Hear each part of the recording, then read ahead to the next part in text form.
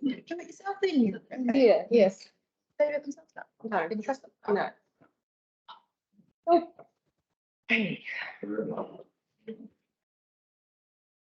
Hi, Morena. Welcome everybody, welcome to people in the public gallery. I'll take the warm welcome to the community board members, and there's a lot of people on Zoom today. I'm not too sure there's Peter there on Zoom. Hi, hello Peter, hope you get well soon. Thank you. Can you hear me? Yeah, we can hear you at the moment and you're going on mute. So, thank you. And I'm just now going to Councillor Vic there to the Karakia, please. And those who wish to be upstanding, and those who don't wish to remain seated.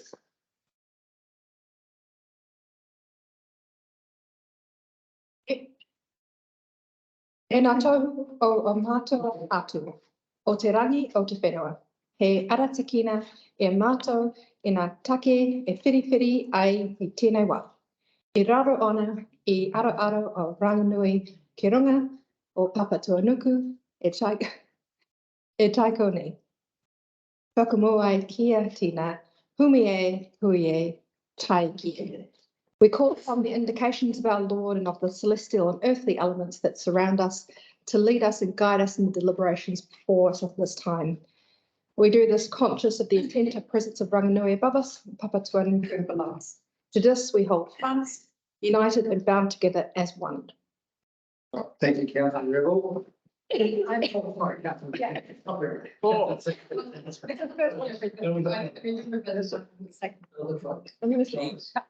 sorry, yeah. It's mine. So, apologies, we have one of these ones. Councillor Rebel. You got me online. Thanks for taking it as being online under the rules which go through 2024. I am here, Mr. Chair. Yeah, we can hear you. So till September 24th, we can be online, still be present at the meeting. I forgot. Sorry, apologies. My apologies. Public forum. So we have one speaker in public forum today, and that's Mr. Hargreaves. Care to come forward? You have 5 minutes to address us. We won't take that long. Oh, really? We enjoy long. Oh, I can talk a lot if you want. So if you stay where Okay. And we have the right, we don't have the right, we may ask you for clarification or questions at the end of it. Okay, thank you. Chairperson and members of the community board, I just wanted to raise concerns about the increasing incidence of crime like burglaries, theft, high-speed chases, ram raids, car burnouts in particular that Thames has been experiencing over the last year or so. Crime rates in this area, Thames Coromandel, have risen by around 12 to 14%, which is a reflection of New Zealand. So it's not only a Thames problem. We ourselves have experienced a great deal of boy races hurtling down Mackay Street past the hospital, doing burnouts outside the residential care facility, the village there at 100 Campbell Street, in the corner of Broad Street, which is terrifying most residents. And obviously things like the ram raids on golf, stealing sports, which we're aware of. I know that yourselves, the council and police, have been doing a lot of work in this area to try and improve safety for people, but also mitigate those risks. My concern is by simply not having a police presence here as a hub or permanently that that behaviour is only going to continue to get worse. Other towns in New Zealand, like Tyre and other places that are similarly sized to Thames, have invested a lot of time in things like cameras. They can't stop the crime, but they can mitigate it. So they've spent a lot of time working with local visitors to put cameras in place, improve lighting and do other things, work with the police. They've got a police station that's manned here from 9 till 4, Monday to Friday, which makes me giggle because that's not actually when crime occurs. And I know the police have been spending more time here during the daytime, which is great. again, it's not when most of the crime actually occurs. And Hub and Pyro is all very well, but by the time they get here, people that have committed a lot of the crime gone, and the crime's occurred.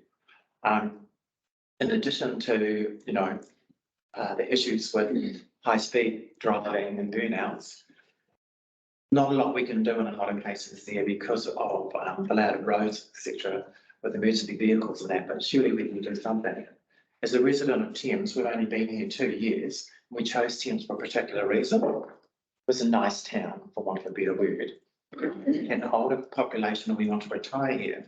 So one of the key reasons we chose this town was because it was safe, or perceived to be safe.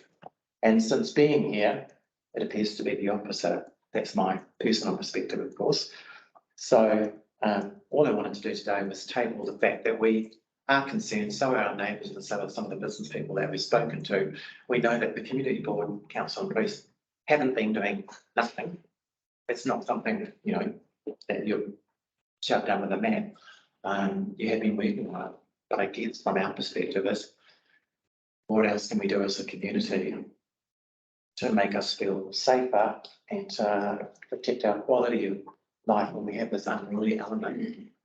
There's only a small group of people, either Thames residents or external tourists, and it's a problem that other towns are facing.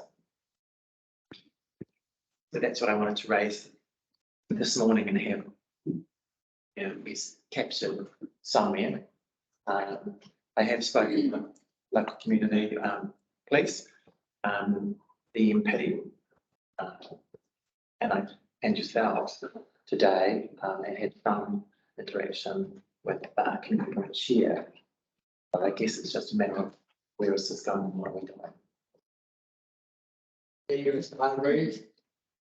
Very good. You got 58 seconds. Oh, here I go. Look, thanks for listening to me and enabling me to come on today and speak. Councillor Rodley, got a question? I was trying to remember a week or 2 weeks ago, there was a report in one of our many local papers around reported crime figures and things. And that's saying things were dropping. Did you see that report? No, I didn't. I went to the police stats, and the police stats between August 2022 and 2023 showed crime in the Thames Community area actually increasing, and that's in all. So that's thefts, burglaries, assault, and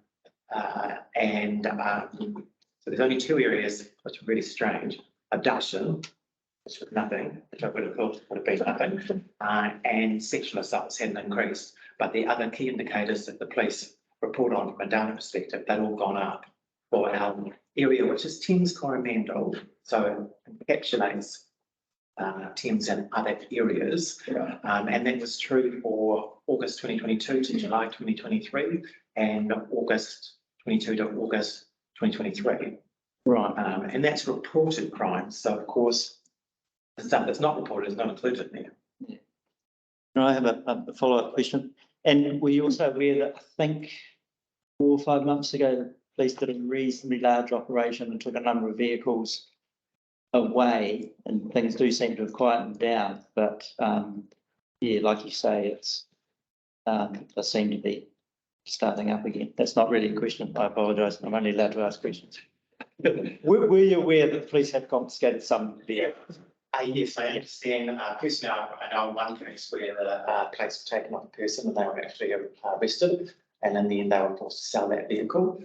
The police have also stated that they actually know in a lot of cases the people actually doing this behaviour and are aware of certain vehicles, so they have their registration details and that sort of stuff. Yep. And they target them or go and talk to those people.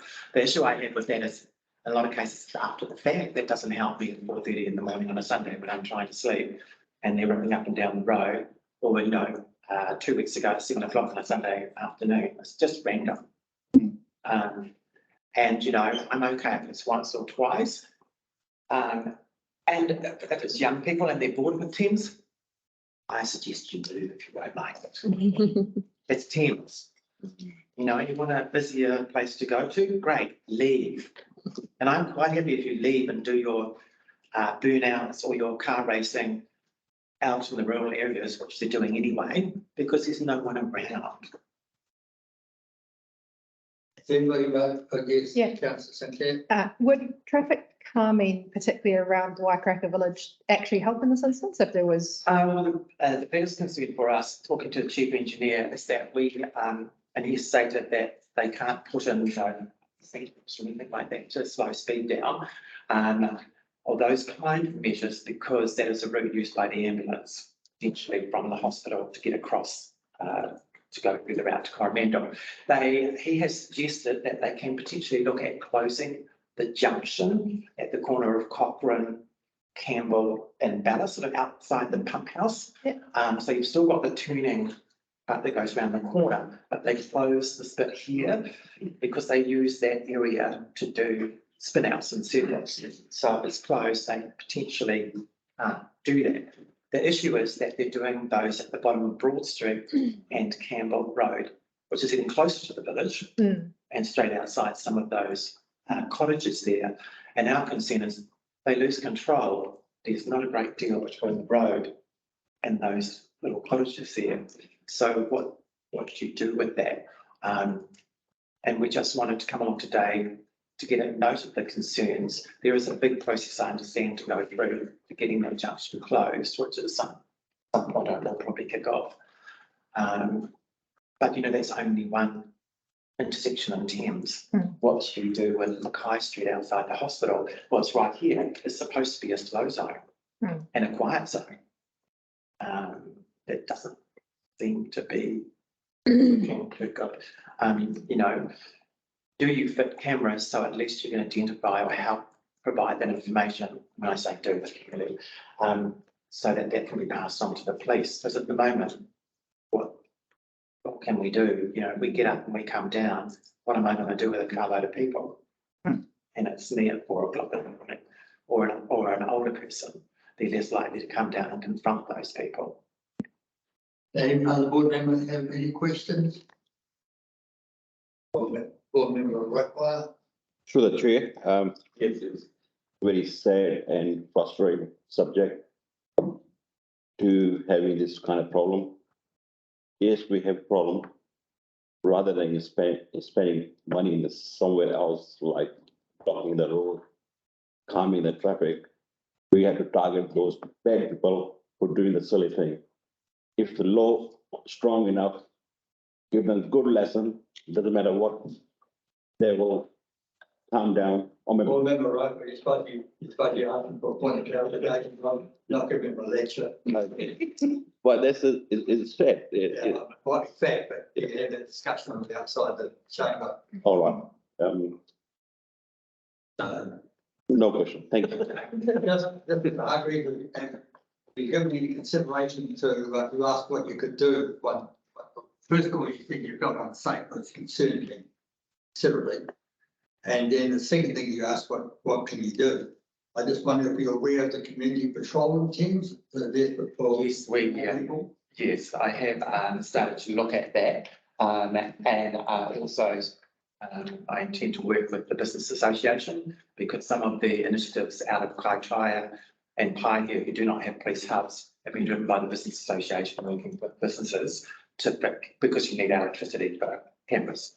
So a lot of those business associations work with local businesses to allow access cameras to be fitted and for the electricity to drive those cameras. So I want to have those conversations and discussions, and also I want to make a donation to the community patrol. So we need to look at what we do there. From our perspective, I suppose, like everything, time is precious, and I haven't got a great deal of time, but I will have shortly. So I make the statement here that I will be investing a great deal of time in this issue in the next month or so, to at least make us feel a bit more comfortable with the decision we made to invest in buying a property in Thames. Thank you very much. Oh, So you said Kaitaia and where else? Kaitaia and Paihia, so they don't have police hubs. The nearest police hub is in Karakia, so it's about 25 minutes drive away, and they face the same issue that Thames did with increase in crime. And what they have found since implementing cameras, so they put cameras just about everywhere. And what they've found since doing that is that it's helped potentially reduce the incidence of crime occurring more on the streets than that because of the presence of cameras. They still have the issues with police are not there and they still have to get there. And they can't change that, much like ourselves.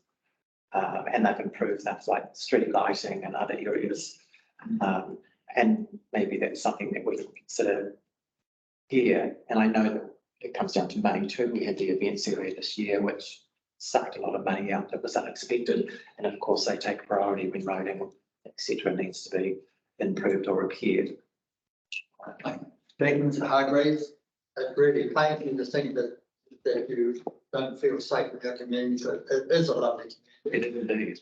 And I just got to breach one of my own rules by telling you that we are looking to do under veranda lighting. The deputy chair and myself and others are looking at some way of doing under veranda lighting and improving all those things. So please bear with us for a little while longer. But if you feel at any stage that things aren't going the way they should be, or you feel really concerned, don't hesitate to come out and talk to us. Thanks. Thank you very much for the presentation. Thanks very much for your time. I've never found it.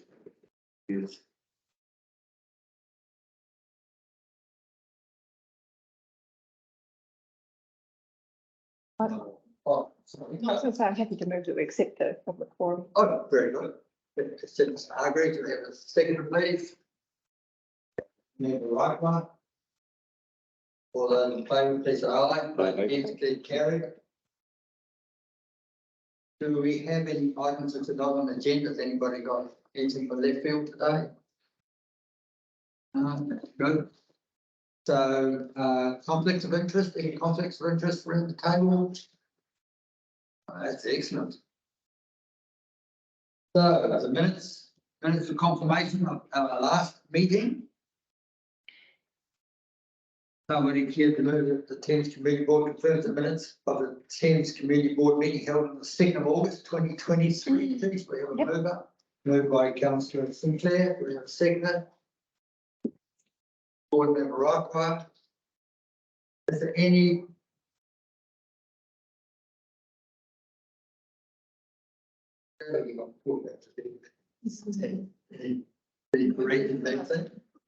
Corrections. You can speak in front of Jens well. Any question for the minutes? Good. Okay, propose put the motion all those in favour, please say aye. Those against, declare carried. Right.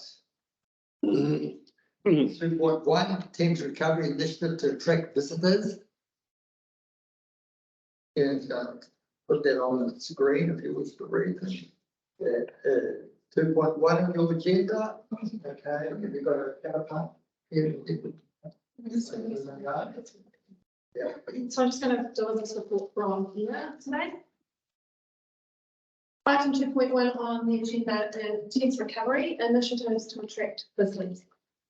The purpose of this report is to endorse a letter that is in attachment A. It's a letter from Adrian to the SD. Adrian has tabled an amended letter, which is just this letter is from him, so I'm happy that that's important that he is happy with it. Please have a look at that. This report is also to endorse branding, website and signage initiatives that will contribute to attracting visitors to Thames in accordance with the funding agreement with the MSD, and also to approve appointment of members to the steering group that will guide the branding and signage initiatives. Following the North Island weather events last summer, a group of members from Thames Business Association and Thames Community Board came together to plan a recovery response. A proposal was prepared in readiness should there be an opportunity to seek recovery funds. Now, this opportunity came in July when the MSD opened a fund called the North Island Weather Events Fund. And our council was granted funding on the 28th of July as a result of submitting that proposal to the MSD. Council's funding agreement with the MSD includes initiatives, the branding of Thames and ensuring the Thames information website is available. Linked to the proposal is also the signage initiative.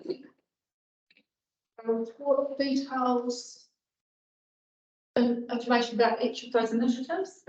And so the suggested resolutions are that the Thames Community Board receive the Thames Recovery initiatives to attract visitors report, dated 22nd August, endorses the letter in attachment A, which has been updated as per the letter Adrian has tabled today. Number 3 is endorses Thames branding website and signage initiatives to be implemented in accordance with the funding agreement with the MSD. And number 4, approved members Holly Mackenzie and Martin Broadley as members of the branding and signage steering committee.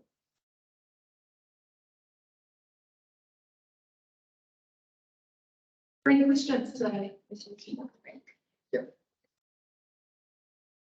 Just regards that letter that's up there.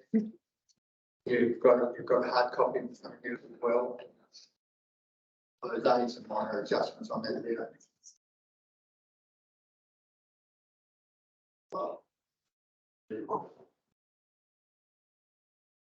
Yes, Councillor Smith.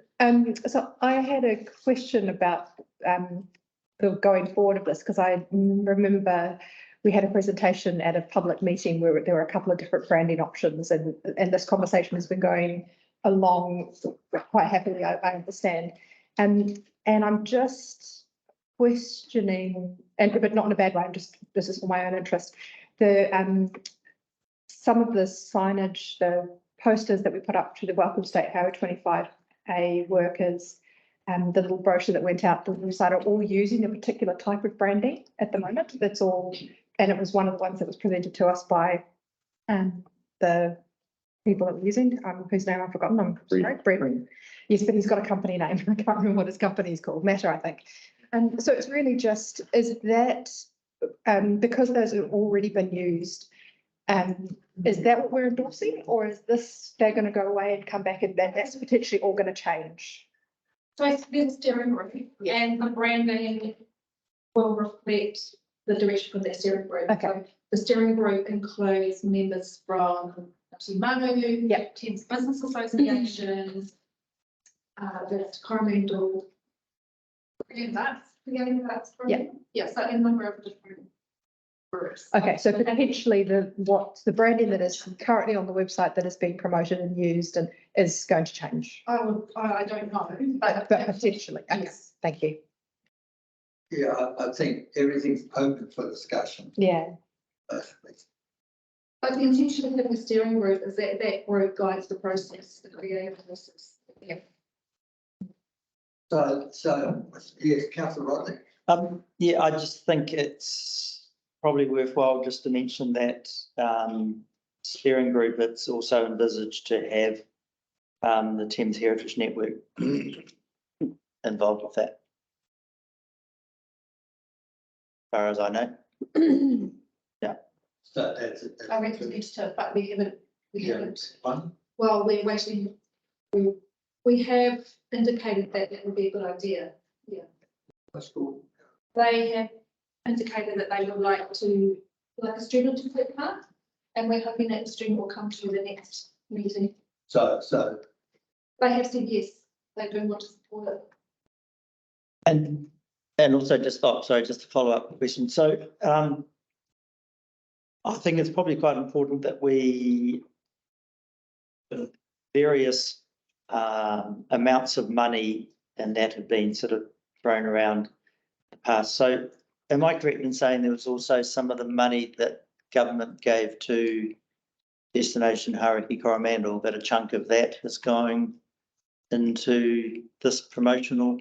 That is incorrect. That's not. I don't know about that. This report is about $50,000 from the MSD, and that the MSD funding agreement with council, it's very clear on what that has to be spent on. So if it's Destination Karakia Coromandel does not promote Thames as such, that promotes the district. So are we saying this 50,000, that's it? There hasn't been any other money that we have been given access to? You need to talk to Laura about that. I can't answer that, but I can find out.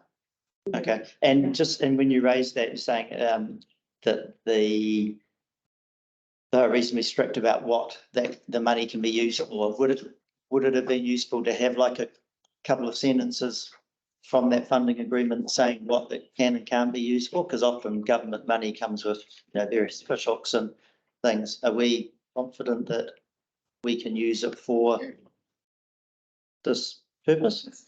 Yeah, I've stated it in the report what it's for, branding, website consultation, and the signage is linked to the branding.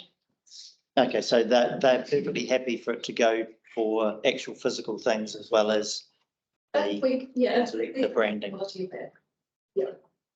Right. I hope, Rodney, by your questions, that soon there's a good briefing document for this. Correct. I hope so. So there's a staff member, do you want to ask, Laura, or she just listening in? She's got a hand up.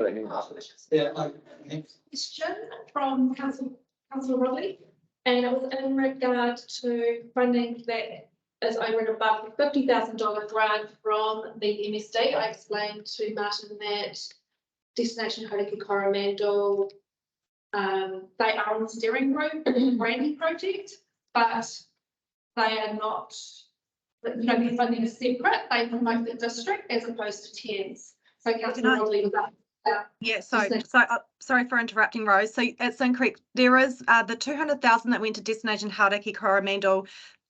Sorry, it was 180,000 that went to Destination Coromandel. There's 20,000 that's also ring fenced towards Thames and incorporating work in the strategy. So that there is definitely money there. So that is being that's just a journaling that needs to happen, which the economic development team will work through. I also just want to say Rose is correct about the contract. It's broad enough that what is in development can be implemented. So that does include some of the signage if the money is there for that. And also just Destination Karakia Coromandel, yes, they do promote the entire district, but they also do promote towns separately. So if you go to their website, they do have a specific area about Thames. As they do with some of the other main centres around the Coromandel, and they've done quite a lot of videos around Thames and the product that Thames has to offer. So while yes, it's a district promotion, but it also does specifically around towns. thank you, Laura. In fact, you're absolutely right. You got on the website, you'll see a second on team. Very well done.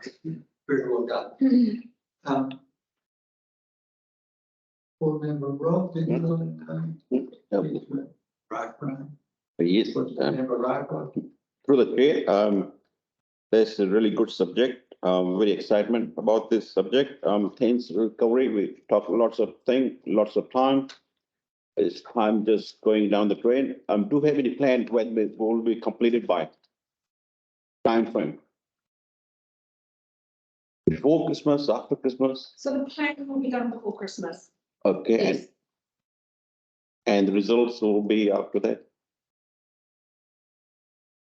So the funding agreement with the MSD states that the funding is required to be allocated by the end of the year. And so any visual TikTok, any signage that we might be able to achieve would be, I mean, I don't know in terms of we need to do the branding first so that the branding can be reflected in the signage. Only I think finding frustrating, we have not enough time and the timing just keep losing it. That's all. Yeah, if I may, through the chair, just to talk to your point, the first meeting of the promotions, and we haven't got a name for it yet, have we? The actual group, I'm going to call it promotions sub-working group committee, has been really clear about making sure that we get signs in the ground and, you know, holes dug, etc. Pre-Christmas, because you're absolutely right. It's September now, middle of September now, and we need to have things in place and websites up, etc. So that people that are thinking about where to go to summer, and once people get here, that they've got that stuff's in place. We don't want to be putting these up in February and March if we just have missed the boat. And just to add to that, like I said, that once we get the branding, then we can do that design and all signage, but the branding is the base for it, yeah. In my brain, I would argue that in fact some of the initial design work for the signs could actually start happening now, because you might have your particular shapes and things, and then yes, we're settling for this brand, so that brand can be incorporated into it. I'm just really concerned that that we're going to end up all of a sudden we'll be in November and people won't be able to print signs, and we will just have missed them. So, I have some real reservations about what's the way this is going to pan out. I really do. You've got $50,000 to rebrand Thames to some extent. You have the website which is up and running and needs additional work done to it. We need to start setting some targets now, because I understand you're the project manager. We have a project plan for the branding project, correct? So we've got dates. So you've got dates for your meetings? Yeah, Right, that would be nice to see it. I can go through it anyway, Adrian. Okay. It's very operational, it's very. Right. And the fact that in my mind, the 50,000 has come to the Thames board, whether you want to say that or not, but it's council runs the Thames board. The Thames board is the board. It's Thames money that's come to here to promote Thames, and we've got to make sure we get value for our dollars that we're going to spend. So I would hope that at some stage that we get a report back after each meeting to the board, or some report sent to us. Or do we have any way of monitoring what's happening, or it's just a fatal plan that pops up and says that's what you've got? So we have to, this report recommends that 2 members be to attend the steering group. Yep. So they could update the board during your regular briefing. So they'll work it out amongst themselves, so you're going to do that. So that's critically important that we do get an update. It's not ready for the board to make any real changes, but we need to be briefed what's there and ahead of the game, so when we do talk about it, or other people communicate to us about it, at least we have an understanding what's happening. I was going to ask that we included before that the board members report back to the board, but I've been told that few people were second enough to do that anyway, without us having to put it in that motion. So take that as read. Board members. Can I just add one more question and then I'll be quiet about it? And maybe if Lorna's still online, she might be able to shed some light. During the last term, we talked about the fact that within the various boundaries we have with other districts, you know, as you drive across the country, you'll see the sign saying, you know, farewell to this region, welcome to this district. We simply don't have those for the TCDC. We worked out we'd need 3 signs to cover the 3 entry points on. I've heard that there's actually pictures and designs and things for signs, but every time we raise it, it's, you know, oh yeah, well, we're looking into it, and then we had COVID and weather events and things. Is there any possibility that as part of this, or in some existing budget somewhere, that we can urgently look at those signs being made? Potentially we can piggyback on the back of the Karakia District Council signs, because they've got signs Well, I'm saying people, you're now leaving, would make perfect sense to have a TCDC sign on the other side. So I can see it as a really quick win. And I don't know whether we can get an update on that. I apologise for not raising it earlier. The funding that this report is about is for Thames. It's not about district signage. And so if there's a need for district signage, then that would fall outside the scope of this report. But Lorna, did you have anything else you wanted to add? That's right. It is outside of the scope of this, but there is a budget that had been allocated for district signage. And you're right, Martin, for a whole variety of those reasons that hadn't been the priority. And one of the issues that we do have is actually just with the sites. We're dealing with Waka Kotahi about consenting, and that's just taken longer than we had anticipated. So it is on the work program, and I will just need to come back to you with some deliverables of some timeframes. Thank you. I just want to comment about what Councillor Roddy said, because in the 2000s, I initiated a sign, welcome signs attached to Coromandel Peninsula. It was out of Kobu, and we could do it then because it was on our loading at Kobu, with a bypass, that big sign's gone. It's actually a magnificent photograph of the skin, photograph of Cathedral Cove and the boat park down there, and welcome to Coromandel Peninsula. One of the other councils around the table got really peeved about that, put one over at Whangamatā as well. We should have one at Whangamatā. What's the entry point, Coromandel, I suppose you're going to say, is it? Well, you've got the boundary by Whangamatā, Yeah, that's fine. south of Whangamatā. You've got Hekataya. Hekataya, and you've got Corporal Bridge. Well, we pick up. So this way going. And I'm pretty sure there's already existing Hauraki District Council signs there. That's why it's We could use. a little bit. Yeah. I get that Waka Kotahi have consents and things, but if HDC have already got a sign there, and I realise I'm getting off topic, I apologise. Okay. Councillor Sinclair. No, as this progresses, I want to acknowledge that Peter Revel has been part of that steering group, and I just wondered if Peter had any comments about the report and what going forward, as he put a lot of work into this. Thanks, Robert. No, the questions and concerns that I may have had have been all asked and answered. Thank you. Thank you, Pete. You look like you're in a prison there, Peter.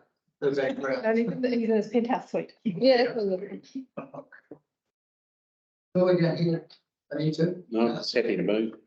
Okay, moved by Member Johnson. Yep. Seconded by Councillor Sinclair. Any further discussion on the motion in front of you? So that, And that includes that's all 4 resolutions? Yep. all 4. That includes the amended letter. Okay. Being no further discussion, all those in favour, please say aye. Aye. They're carried. Thank you very much. Thank you for the presentation. Don't let me have a look.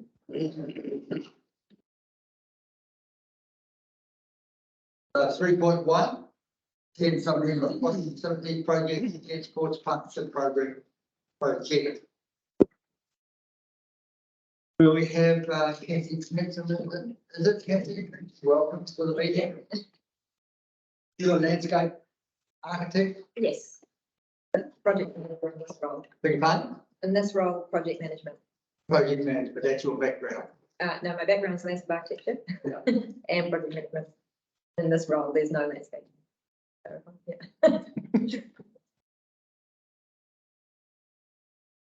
Good morning, members. Item 3.1 is the Thames Sub-Regional Aquatic Facilities Project and Thames Sports Partnership Project.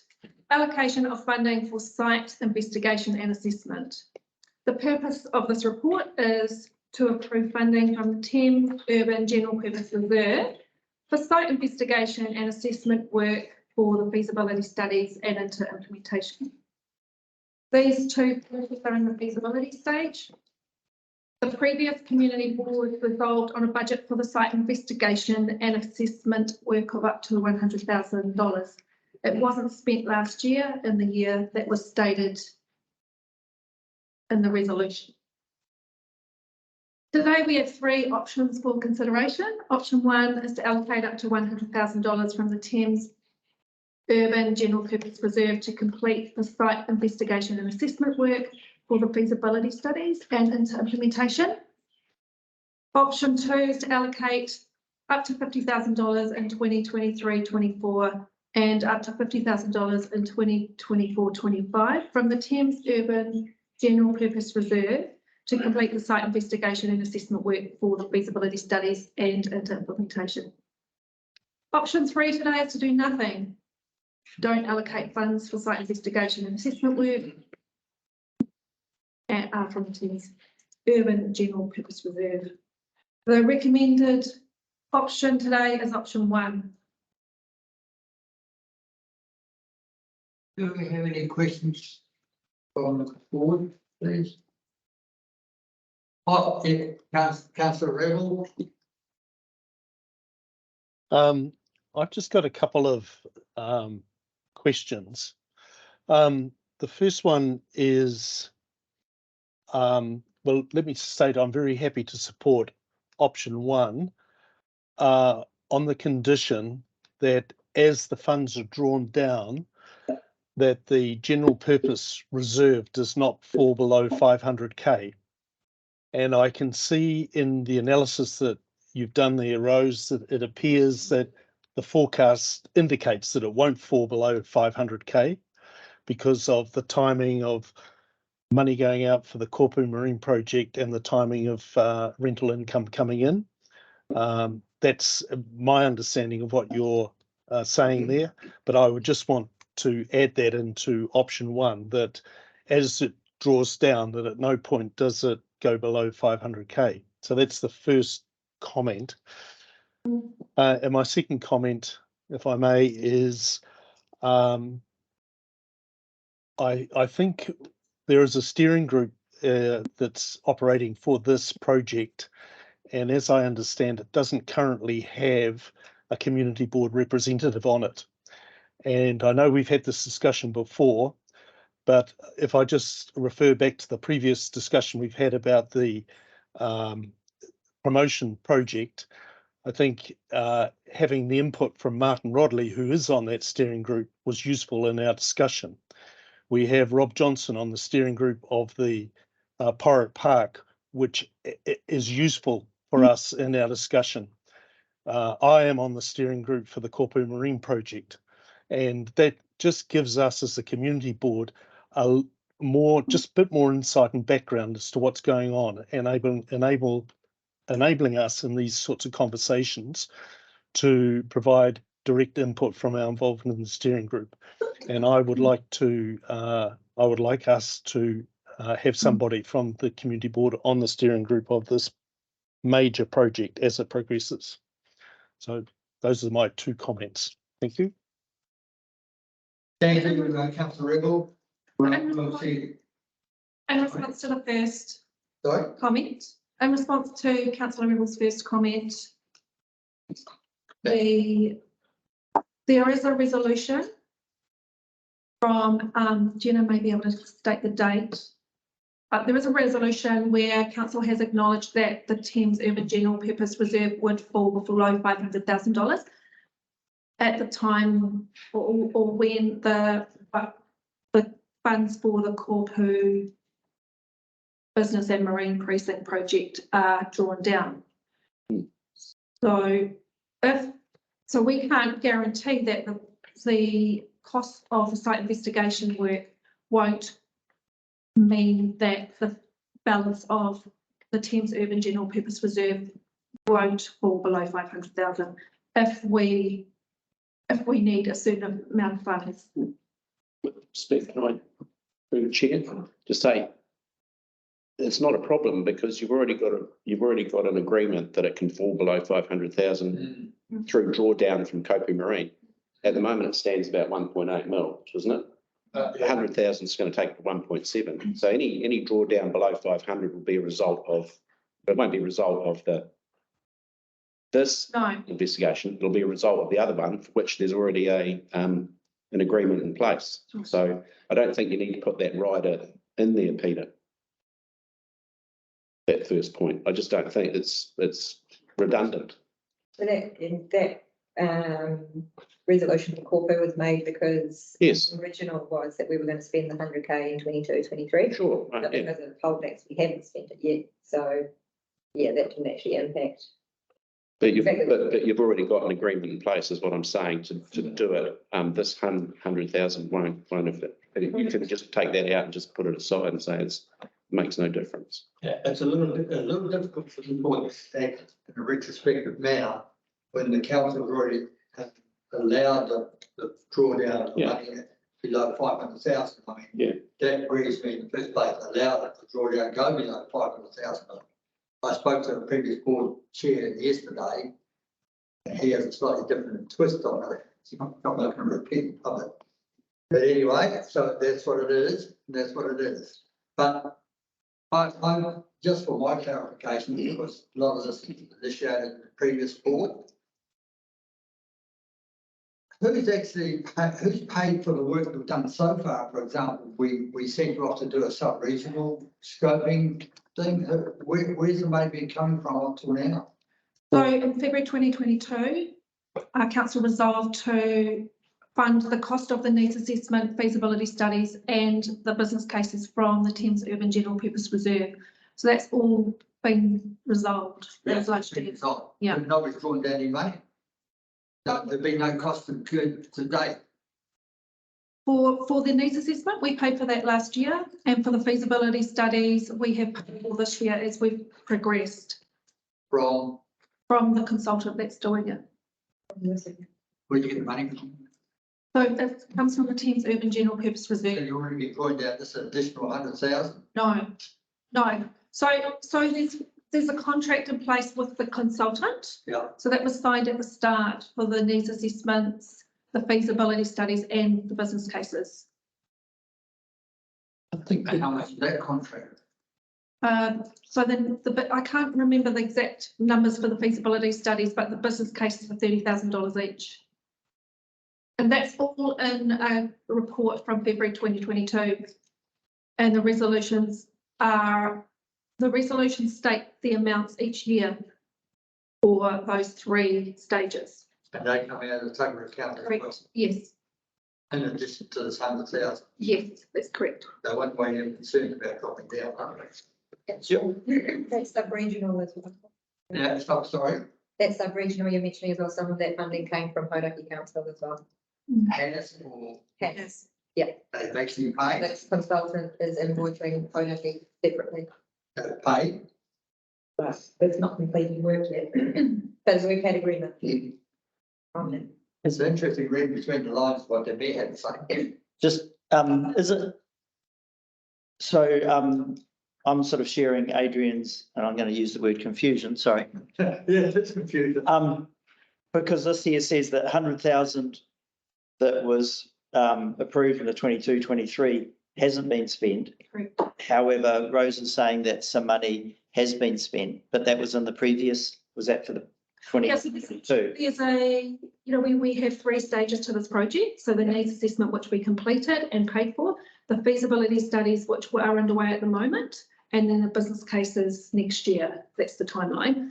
So they're all funded from Thames Urban General Purpose Reserve as per the resolution that outlines how much each one cost, and that is in February 2022 minutes. And the 100K is separate. And It's that's- part of the same So project, did that, separate fund. did that motion say 200,000 there? I saw a figure of 200,000 for No, investigation. that's the February 2022 minutes outline each project and the costs for each stage in each project. And there is another resolution underneath or at the end of that refers to the $100,000 that this report is about in the testing and the investigation. And the date stated was 22-23 and the funds were spent last year. Councillor Sinclair. This is bold and cheeky, but would it be worth adjourning this item, doing the other items so that we can have those resolutions up on the screen? So Would that be helpful to this discussion? Because it feels like we're going around in circles in terms of what people are understanding, what people aren't understanding. So through the chair, this report is not about the cost of the needs assessment, the feasibility studies and the business cases. This report is about the testing and the site investigation Going Okay. forward, going forward.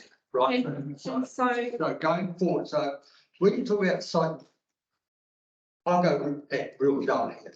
When you talk about site investigations, what was the one where we went and looked at the Zimmy Matatoki, Ngāti, Pora, what's that called? so the site investigation work is around the geotechnical assessment, traffic management assessment, cultural value if we need to, cultural values assessments, contamination if we need to. So it's actually looking at sites specifically. So now you're looking at geotechnical reports on these sites, are you?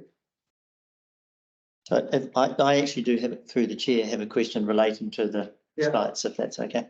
I have to admit, I do feel a little bit out of the loop as far as knowing what potential sites are. I know we had a report presented a few months back about some potential sites.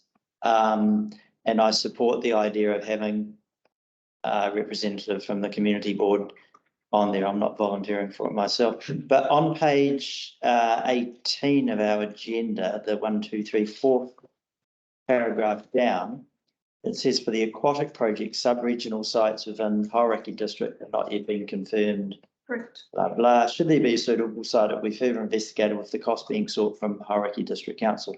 So have we still got on what was our long list and now is our short list, which of sites, have we still got Hauraki District sites within that list? We don't have the Hauraki district sites confirmed yet.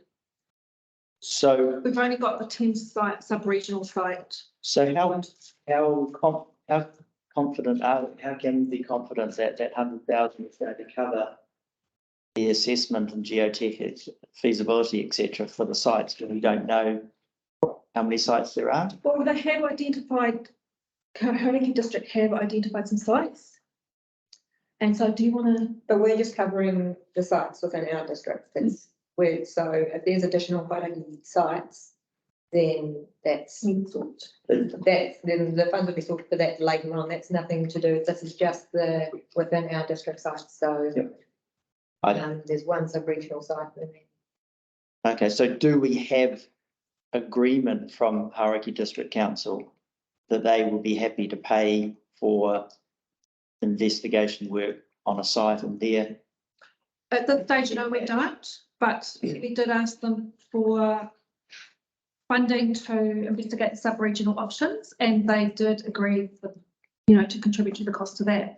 Right. So this is about the sub-regional part of the project, and the site that, it's quite challenging because the sites in Thames are low, they're by the coast, and so, Hauraki Plains is low. Yeah, it's not an easy exercise, but we are working through it with the consultant, and yeah, I'm just trying to. And I mean, the reason I ask is that, and I'm not trying to be smart with liberal in any way, but the reason I ask is that in conversation that elected members have had with Hauraki District councillors and mayor, there seems very little appetite for them to be paying money for this. I know we've said that they contributed or going to be invoiced for some of the initial work, but yeah, I would be more reassured if, if this had said costs being sought from Hauraki District Council, which they've agreed to, and I can't see in that in there, and that would have to go past the council to vote on to approve it. Yeah, we haven't spoken about with Hauraki District Council about the cost to pay for a pool yet, because we haven't confirmed a site for a pool, either local or sub-regional. And the only information I've had is Toby Adams' view in the paper, which we all would have read, about Hauraki District Council being open to, aquatic provision, either in TCDC or HDC. And so this feasibility study that we're undertaking is looking into the sub-regional options. And whether you choose, whether you prefer as a board to pursue a local aquatic facility or a sub-regional aquatic facility, well, that will be something that you need to consider later this year when we report those feasibility study to you. But you need all the information to make a decision. And if we don't do the site investigation, we can't give you that information. So do we, and That report is about site investigation. Yep. And what you're talking about is outside the scope of this. All we're trying to do is secure funding for the site investigation, and Kathy has sorry, but with respect, it's in this report and that's why I'm asking about it. And I would also like to know, do we get a say in which sites will have this greater investigation on them? Or has that already been decided? So the steering group, which includes Sport Waikato, Ngāti Maru, Karakia District Council, 3 units within council. So we meet every month. And But not us. And we are, so there was a long list, and then the short list came from the site assessment that was done. And we reported the criteria for those assessments to you in the last report. Just give some clarity around this. Thames Community Board that's paying for this, all this work from its total account. It's so lucky to have money come into it. For a minute, I heard this say that it was only in this area. The Thames Recovery Board that we're going to do this work. Now we're actually going up to sub-regional budget. If I was contracting and doing something, I would first define my area where I want to put the pool, and then I do my geotechnical report rather than a series of geotechnical reports and road traffic things and other things. I'd narrow it down. No, I'm not sort of taking a shotgun approach to it and saying, right, we'll do some geotechnical reports around here. If these look good areas, it's not going to work. You only got $100,000. $100,000 don't go far. So on your board, you have two members who are the leads for these 2 projects. And so they have been keeping up to date as we go along. We're meeting with them next week. And so what happened was we identified a long list of sites and then a short list of sites. And the criteria for both were in a report, in the most recent report we presented. So if I was to shift it around the bed. Well, you noticed, good morning, Lord. I don't know all the high level of detail that obviously Rose and Kathy know about this, but I have been listening, and obviously I'm aware of it, and I heard what Councillor Rebel said about having a community board rep on the steering group. I think it's a very good idea. I think we should definitely move forwards and have someone from the community board on the group. What I would also say is we're working forwards on as Rose mentioned, we have the long list, and then we're kind of moving into a short list. Obviously, we need to do some work to work out where we could put a pool, even if it's a local Thames pool versus a sub-regional pool. So we do have to do some investigation work, and we do have to move forwards. My simple way of looking at things would be exactly as you said, Mr. Chairman, is that we have a prioritised approach of the sites. So the different sites have been ranked for different things, based on proximity and size and all those kind of things. So I would suggest that as we move forwards with this, if this does go through, is that we prioritise which sites we're going to go and do those geotechnical and contaminated sites and traffic investigations on, and work through those in a prioritised approach. Now, Rose might be at the table, but that would be how I'd be looking to approach it. Yeah, and we have got a presentation on the 27th of September at a briefing, and you will get to look at all this in a lot of detail. So, and this is the part that I'm being confused about. On the 27th of September this month, you come back and telling us that what so far you come up with. And here you're asking for the money before that happens. So we already had the funds, it was just in the wrong year. And it's important that the board is kept informed through the feasibility studies. And so this is the next opportunity to present the information to the board with the intention of reporting to the board on both feasibility studies in December. Okay, so to paraphrase Councillor Rebel, you'll get 100,000, not a cent more. Not more. We won't- It's already. we don't think So that amount was recommended by the project manager, which was, well, it's actually Kathy's manager, it was Andrew Bowden, back in late 2021 when we were preparing that report. And that was the amount that he needed that we might need up to that amount. Mr. Allen, you want to comment? Yeah, through the chair. Thanks for that. I just wanted to clarify up some of the language about the funding. And it's really just a question for Rose to confirm. So the money was allocated last year, but because it was unspent, I assume it has gone back into the Tuggerah Reserve, which is what we do at the wash up of every year. So this request is about reallocating that money. So is that correct, Rose? That's correct. Yeah. So I just wanted to be clear that that's the purpose for needing to do it, because when we do a wash up at the end of each financial year, all of unspent money returns to the reserves where they came from. And so you need to again resolve to uplift that money again. Councillor Rodley. Yeah, and I completely get that this report is, the recommendation is allocating up to 100,000. But within that allocate up to 100,000, it says to complete site investigation and assessment work. So I think this is a valid discussion, and Chair has raised about we are voting to allocate some money, but wanting also to clarify what is going to be investigated and how much, and making sure that we get value for money out of that. So, yeah, I get that this is allocating 100,000 that we had previously voted to allocate, but I do feel we're talking about site investigation and assessment work, and wanting to make sure that we're not spending money not unnecessarily. We're not spending money on sites that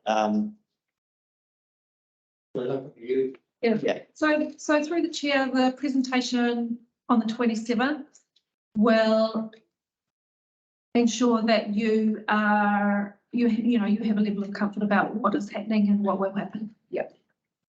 Would you feel comfortable if we put this motion to one side and put out our next community board meeting following the discussion on the 27th of September, or is there a need to do this right now?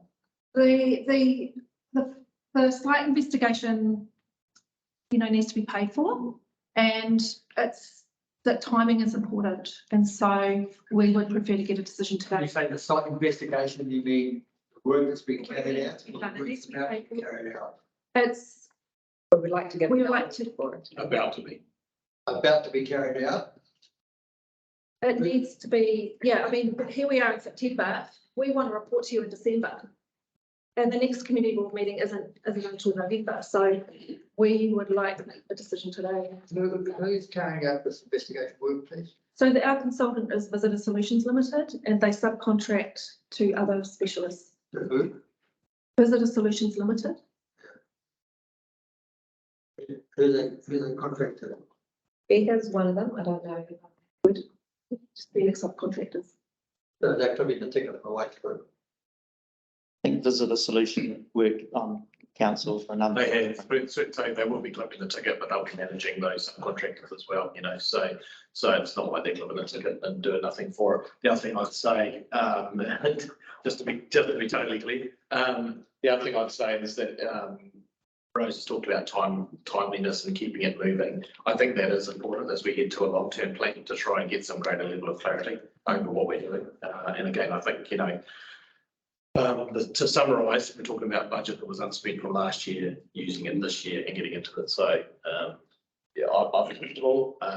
We're not going to have progressed very far along by the time Rose comes back to you in 2 weeks' time with that workshop. So yes, I'm pretty. Member Raikwa? Through the chair, sorry, I'm a little bit lost. So 100,000 been allocated last year.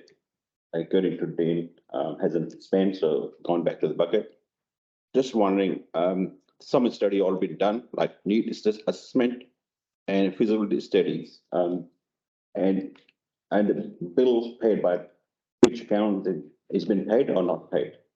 Bill paid by Where the money come from to pay the bill? comes from Thames Urban General Purpose Reserve. So the same bucket we talk about? Yeah. So how much do we spend out of 100,000? We haven't spent anything. That's paid. Through the chair, can I help clarify? Yeah. All the needs assessment, all that other stuff that's already been done, already paid for, all gone.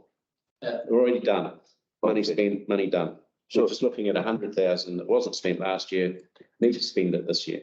So not that 100,000 we're talking about last year one, nothing used them. Nothing used. Okay, We're just trying to allocate it now so that the job, so the project can go forward. Thanks. Yeah, same thing, but section of that. I, I hope the bucket's got on. can I move it? Yeah.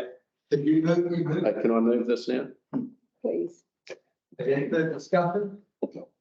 I move option 1. Board Member McKenzie, because you said Yes. please. Please. Right. Okay, any further discussion? Through the chair, did you want to do anything about a representative for the steering group or? We can do it as a separate motion, we'll get rid of the money first, Okay. so I'll vote against. So we're voting on resolution 2 for option 1. Option 1. Have we got a second? So we can put on, yeah, we've got things, we can put it up on the board if you want to see it. No. So that's just, everybody's aware of that one. So that's exceed the sub-regional aquatic facilities report, 3.1.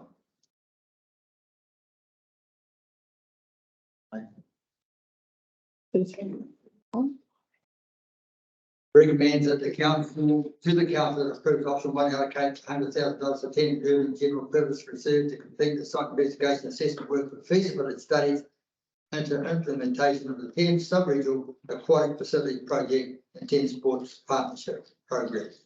So that's for the $100,000 going, all clear about that? Yes. And the council has to approve that, eh? Has to go, recommends the council approves option 1. Yeah. So you guys get another bite of cherry.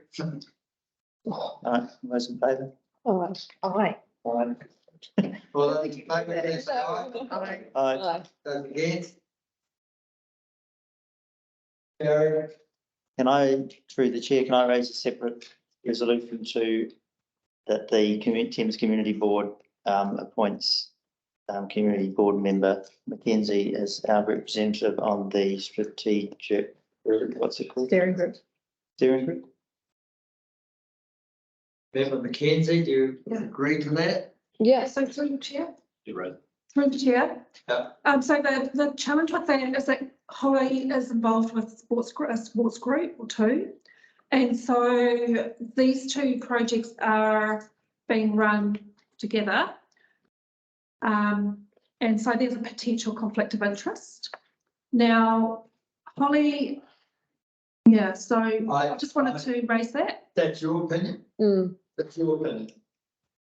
It's a potential concern. I guess it's we just reflect that it is. We've had this discussion like months and months ago about, we had the same thing about the steering group, about the conflict of interest of me being on there, but I feel like that would be a real disappointment if I'm not, because I'm in it amongst it. It doesn't personally affect me if we get this sports ground or this pool. But yeah, I live, breathe in this community. Just before we get, what's that discussion? Sorry. Yeah, you're right. Is Dean still there? Dean's there. Come in, Dean. That was not, So, the point's been raised, we would like to appoint a board member Mackenzie to the steering group. The area manager raised the issue of conflict of interest. I just want. Potential. raising a conflict of interest. I would look upon this as an interest in general, like me having a dog and being concerned about the dog registration. This is an interest in general. This is not I mean, there's no way, unless McKinsey Construction was involved in building of it, would there be any conflict of interest? I'm now telling you what I think. Can I phrase the question in a different way? Does Holly have more interest than an ordinary member of the public or any other member of the public who uses the sports grounds? Yeah. Or swimming. Or the swimming pool or, yeah. Yeah, but the basic conflict of interest really comes around conflict between what board member Holly does in terms of their construction company, if they're involved, which would preclude them being involved if she was there, or that would board member McKenzie stand to make some money from the construction, which I doubt, or if Holly was the president of every sports club. Yeah. Or the chairperson of every sports club, as opposed to being a member. So we'll pass that back to Mr. Allen and see if we have use. Okay, so through the chair, thanks for giving me the opportunity to answer that. I'm not a specialist in terms of conflicts of interest, but my views are as follows. So it's not so much about whether there is a conflict of interest or not. It's probably more likely that it could be seen as a perceived conflict of interest. But look, there's various ways of managing that. So if Holly was to take up the role, she just needs to be very clear with people that she has a range of roles in each of the discussions that she undertakes. It also may be prudent that if decisions come back to this board, depending on the decisions that you're taking, Holly might like to remove herself because of the perceived conflict of interest. So she could participate, but then not participate in the decisions. Now, just bear in mind that's advice off the top of my head, that there would be ways to manage that. So I have no problem with board member McKenzie being on the committee. And did I hear from you, Mr. Allen, that you don't have any adverse comment regarding that? But for me, it would be more about just being clear and transparent. There are a number of roles, and thinking about when decisions are taken, whether or not you declare a perceived conflict of interest, or you then decide, actually, I'll sit back and let the rest of the decision-making body take that decision, which is another way to manage it. Yes. Thank you. Councillor Rodley. Yes, through the chair, I feel that Holly's knowledge of sport in this area is extremely useful, and we're a long way away from awarding contracts to that.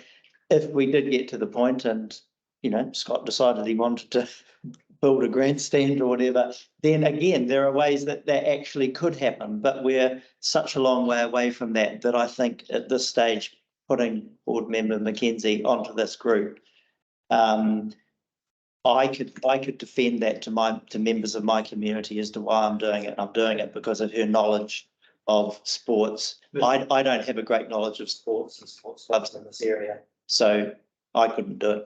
I just Mr. Hanson wants to say something. So through the chair, I think the conflict that Rose was talking about, correct me if I'm wrong, Rose, was more around the involvement in sports clubs, not as far as the construction of McKenzie construction. But I don't think Rose is anxious about that. But what I would say is, I think the chair's made some very good points. I think Dean has raised some good points. I believe that, and it's good that Rose has raised it. It's in the open, we can discuss it. As Dean said, it's about transparency.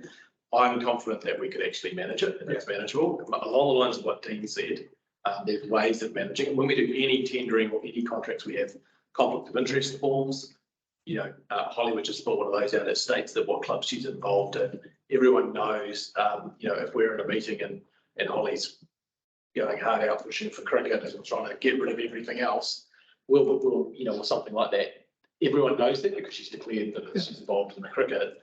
So I don't, and I'm not going to think that would happen for 1 minute, but I think that's how you manage that. Keep it. I totally agree with you. I mean, and if we're going to be constricted by these rules, then it makes it very hard for us to operate as a board, to be honest. Is this something that needs to be moved by the community board? I just thinking, Rose and I are meeting with the two leads from this project from the community board next week. It might be constructive for us to have that conversation with them during that meeting and just discuss the pros and cons. So that's what Jonathan and Holly thinking. Wouldn't I be rude? But I don't know we can make decisions. Yeah. And we can make that decision, and you can take that decision to your group if you want to, but we'd be very disappointed if they said no. No, I don't think, no, so not about them saying no, I'm just wondering whether that decision needs to be made today, who the representative from the community board is, or would it be helpful for us to have that discussion with the two leads? We're And just giving you 100,000 we've got to make sure it's understood correctly. yeah, that's all right, I'm just. All right? No. Board Member Report? Sorry, just suggestion. Job we're looking for, Holly's is perfect. But if we suspect any future conflict, it's good to have two people. And I suggest Rob can be happy to do the same job. If anything come conflict, one will step down and second one will take over. Just. I think you could, I think you could make that call at that time, you know, like if we got into it and then Ollie said, look, I actually down, like, we need to step back, then you make that call and say, okay, can we pick up something else, which could be wrong. And we're going to have a default position anyway. But I don't think, honestly, you know, I don't think that this is going to happen in the remainder of our training in terms of construction and like that. And I really value Board Member Mackenzie's input into that. Yeah. So one other thing is that their steering group meetings are during the week because of the, Sport Waikato. Well, next year, we may have some comment about that. You may have that to consider as well. Yeah. Yeah. That's fine. 11 a.m. on a Wednesday. 11 a.m. on Wednesday. I'll make it work. Early lunch. Yeah. I think that would be, rather than targeting people with jobs, I think that would be consideration for anybody from the board who stepped up to that position, that, they have to make themselves available. So, And always the same. yeah. Oh, Councillor, you've been really keen to speak. Well, yeah, I was asking, I've asked Jenna, do we need a resolution to do this? To get something? Yeah. Perfect. And I am absolutely happy that Holly has, or Mackenzie has no conflict beyond an ordinary member of the public. And I'm happy to move that we nominate her to the steering group. Appoint. Yeah, let's do that. So we I'll I'm happy for you to second it. But I'm You move to, I'll second that. We've got- I just wanted to bring this on. So any further discussion? We're going to ask Government Officer to read the motion out to you. Appoint Member Mackenzie to the steering group for the Thames Regional Facilities Project and the Thames Sports Project. And that was being moved by, Martin. yeah, excellent. Are you got that under control of the vote moving second? Secretly paid. All those in favour, please say aye. I, Those against? That carry. Right. That was hard. That was even hard to get through that. I think so. Right. Thank you.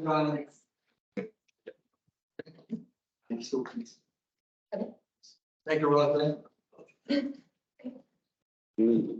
Welcome to Mr. Henson.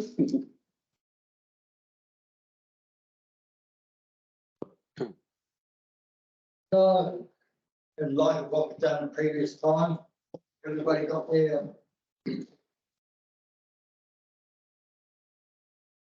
3.2. So, shall we just go down the page, you're all comfortable, all go in front of you, that's going everywhere. Okay. Everybody would have gone through this and scrutinised these projects going through, we'll go down the line. Oh, you want to do a summary first? Yes, good morning, board. Sorry. That's right. I was thinking of lunch. Okay, I think apologies for those online steering at my preceding airline. But so yes, so this is the normal work program here. It's a little bit different to what we normally have. It's in two parts. So we have the close off of the 22-23 financial year. Obviously, we don't normally close, it doesn't actually close off until kind of once you get into August. So that's why you're getting a report to the end of June coming to you on the 13th of September. That just gives you a bit of a run through, summarised down. Then the second stage of the report is the current year financial projects moving forwards, and this is only for the first month, so for July. So there's not a lot of activity in there, but there's a few updates. I anticipate there'll be more movement for the next meeting. You'll see a little bit more dollars being spent, a bit more progress. And then obviously we've got the one pager that we always have for the Corporate Marine project, which overall is going well. Happy to take any questions and do my best to answer. Thank you very much. I just been talking about 15 minutes ago, but that's just about 15 minutes. Okay. Anybody after the comments from Mr. Henson, anybody got any questions regarding that? That's a good 23. 523. Council Rebel. So we still got you on mute.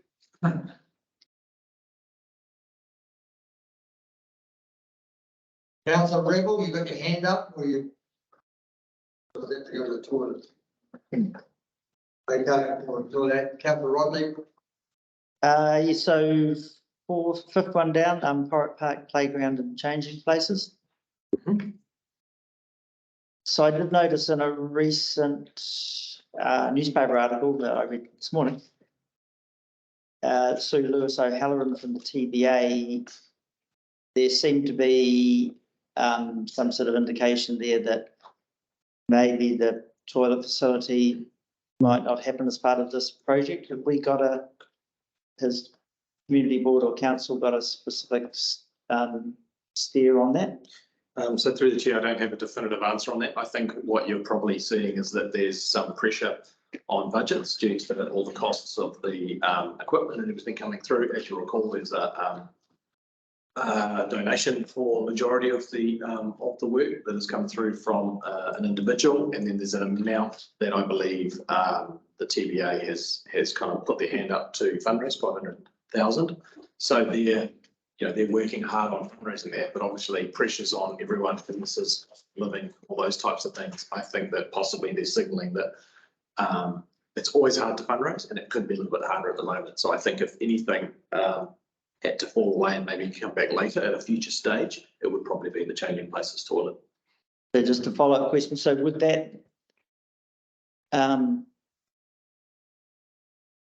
when they're actually putting spades in the ground and doing the work, how would they still be doing some work around making it possible for that to happen later? I mean, I'm not talking about necessarily foundations, but leaving a space for it, or is that therefore going to save money? So through the chair, that's a good question, and yeah, I anticipate that they would leave space for it. So they might look to do some work, so depending on how the budget works out, to try and do maybe a first stage of works for a Changing Places toilet, or they may work out that, okay, we can't actually do anything, but we will leave space so that we're not kind of cutting ourselves short for the future. Yeah, say. Through the chair, I can answer. Yeah, Okay, so the designer's coming to Thames on Thursday to speak to the playground contractor.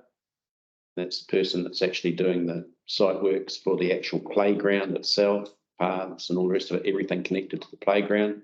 After she's had a discussion with the contractor on site, Peter Rebel and Warren Sly will be having a chat to her afterwards to see how best we can try and get the toilet part of the project done, at least the foundation work, perhaps the slab or whatever at the same time, maybe all of it. But the thing at the moment is the focus is on the playground specifically, because that's the money that is available. the fundraising for the Changing Places toilet that the TBA undertook to get is still sitting with Placemakers Foundation, waiting for a decision as to whether they can or will help out or not. And Sue from the TBA is also chasing other funding avenues at the moment. We have a timeline project chart which we've put together, and we will present that to the designer on Thursday as well. And that's a timeline chart for the basically mostly for the toilet and all the various trades and timing and all the rest of it, and then try and overlap that and get some feedback about how it might fit with the main works. Because if the site's simply put, if the site's fenced off and there's a digger on site digging for paths and all the rest of it, may as well get the foundations for the toilet at the same time, may as well lay the pipe work, make the connections, put the electrics in, all that sort of stuff. And even if we only get it to slab stage so that the precast can be lifted in later, at least then it's there and it can sit there, and that's fine. So I'd say that, yeah. So just point of clarification there. Yeah. On the July 2023 CAPEX program, it showed the sum of $854,000 and a half. Mm-hmm. Is that is that going to include proposed butt-wall area, or is that for the toilets? So through the chair, that's just the budget that was in this year. That budget will go up. The unspent funds from the previous financial year will be submitted to council along with all the other carry forwards in the September report. So next week to council requesting carry forward funds. So the unspent funds from that project will come across. If council approve it, and be added to that figure. So that 854,000, because we got the 1 point. We spent 400,000 already. Yep. In June, up to June, we spent 400,000 already out of the 1.5 million. Well, it doesn't actually work like that yesterday. And this one here is a separate item. This is actually an item for Changing Places toilet facility. A separate line. There's a line on. It should be for the playground and the Changing Places. Playground and Changing Places. Creating a designated playground and Changing Places toilet facility. It's all being managed as one. Okay. I still think it's the toilet.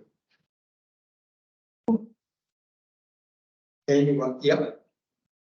Oh, so Hina, do you want to comment about foreign parking? Did you have a question?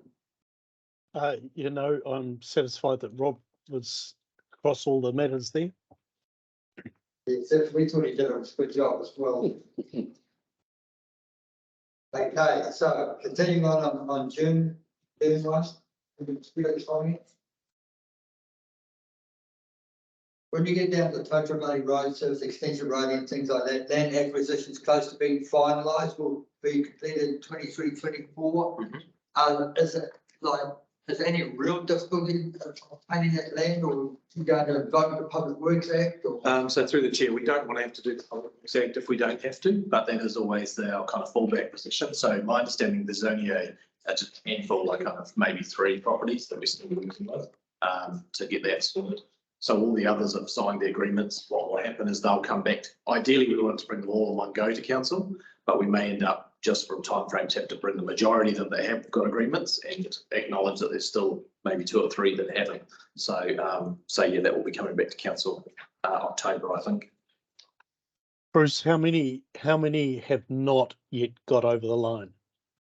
So I think through the chair, don't hold me to this, but I'm pretty sure I think it's 3 is the number that I've got in my head. Yeah, so it's a very small number.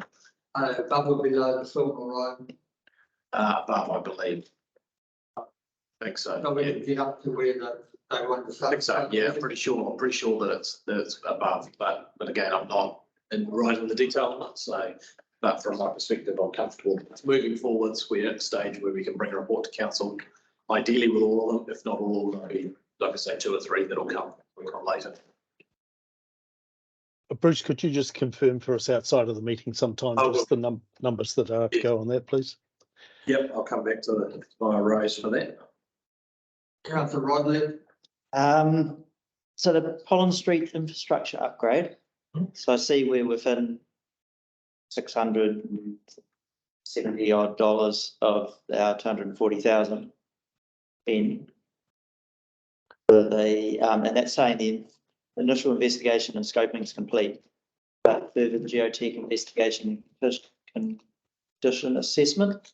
So with that, I thought that was always going to be within that 240 that was allocated, but is it because of what's been found that there's no additional work needed? So through the chair, I think it was really around the fact that it's a little bit like what was saying. They thought it was probably a little bit more straightforward than what it was. And once they got into it, we had a company wireframe that came and did a whole load of below ground assessments, and there was we knew it would be complicated, but everything that came back was showing it was very complicated. So which again shouldn't really be a surprise based on the age of the town and the way it would have been developed over the years. I don't know if they always intended, if they did intend for the other work to be included in that. I'm not aware of that, but I know that that's reasonable for the amount of work they've done. I think that makes sense. And again, it will be considered as part of the long-term plan, whether we kind of move ahead or when we move ahead and moved on to those more detailed investigations. So will that further question, the project submission will be included in the long-term plan? Yes. So, but do you need additional money? So the first stage of that. First bit to be able to say to the long-term plan, hey, this is what we need. No, so the long-term plan will include a number of years worth of budgets. The first part of the budget, it'll be a staged approach. The first package of money that you'll see in the long-term plan project request will be to do that work. The further additional scoping. Yep, and correct. Plan. Yes, exactly. Yeah, and then move forward into construction, move forward. So again, the numbers that we'd have for construction in the long-term plan to start with would probably be rough order of cost placeholder numbers.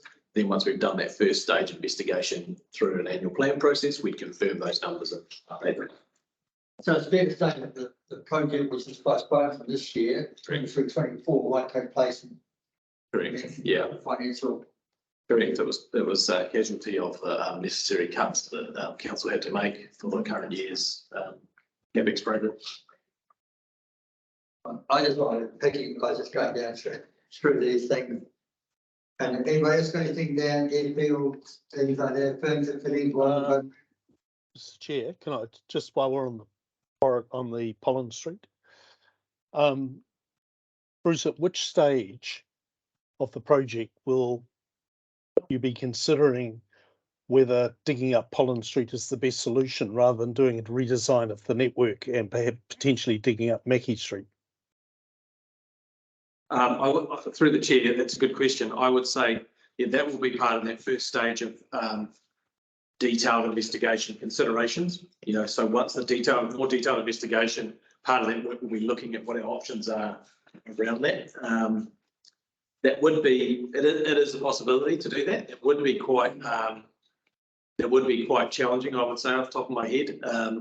Stormwater wise, all your stormwater's out in the road, so you're going to have to deal with stormwater. So when you're dealing with stormwater, you might make the call to deal with wastewater and water at the same time, rather than dealing with stormwater upon the street and then looking at water and wastewater on the other sides. The other thing is all the connections from all the properties. You're suddenly turning all of those around, getting in between or underneath buildings, which would make it quite challenging. So, but definitely something to consider as part of that project. Okay, the reason for my request on that is just the upheaval for the businesses in ripping up the street and what have you. And whilst that might be the better option and produce some good outcomes with having a new streetscape, the possibility of a redesign of the network, which meant we were digging up a street that didn't impact the retail businesses, may be attractive. So I think you talk about the challenges there. I think it would be, I'd like to see something which actually says, hey, the reason we're not going to redesign the network is, so it's clearly understood for the businesses that they have to suffer the pain of Pollen Street being dug up for these particular reasons. Yep, no, I understand what you're saying, and it's a good question, and we need to make sure that we've considered it and done some work and make a good decision on it about if we don't do it, like you say, there's good reasons and solid grounds as to why we don't, and so we can articulate that, like you say, so no, 100% understand. Thank you. I endorsed, councillor River's point about people of the business and on the street. And particularly taking into account that conference got down, the bill's going to be major. But, the other question is, Three Waters, it's got some other name now, but it'll pass through Parliament. Yep, so through the chair, so the fourth bill, which was an amendment bill, did go through Parliament. Yeah, I don't think it's had royal assent yet, but it will do. So yeah, so that was an amendment bill as a result of the reset that happened early this year, when the leadership Prime Minister changed. So as part of his reconsideration of their programs, he made a number of revisions to that. So the bill that has just gone through basically made all those revisions. I put those revisions into the legislation. Prior to that, the legislation said there's going to be 4 entities. They're all going to go live on 1 July 24. Yeah. Obviously, the revisions have said we're going to have 10 entities, and they're going to go live on 26, apart from Auckland or A, which goes live next July. Yeah. Do we hang out for that? Do we what? Sorry. Hang out for that? Well, we just got to wait and see what happens, really. So yeah, it's a high level of ambiguity at the moment across the sector about what's going to happen. So we become clear after October the 14th. Yeah, hopefully things will become clear after that. Could take a little bit longer than that, but that's fine. We just need to be flexible and just work through it. Yeah. All right. I just tell you a little piggy one. I was just going through them. Totara Valley services stormwater, Totara Valley services wastewater, and Totara Valley services water. I'm virtually cut and paste. Was that just a bit of an error, or was that just the borders away? No, so through the chair, basically that obviously there was 4 projects, water, wastewater, stormwater and roading. They're all being handled as one project. Basically, we've got to the same position for this financial year, and that those got paused, the water and the wastewater. As you see on the second attachment B, we are moving ahead. Obviously, we just talked about the land acquisition for the roading and for the stormwater. There's 450 for roading and 550k for stormwater. So we're moving ahead with those in the current financial year. Once all those issues have been resolved, then we'll be considering whether we actually come back to the board and council around let's move ahead with the next stage, or whether we wait for the LTP, which obviously is not that far away. It's only first of next year. So yeah, so at this stage we will get our stuff done. We know what we're on solid ground, then we move forward. Solid ground. Yes. July 23.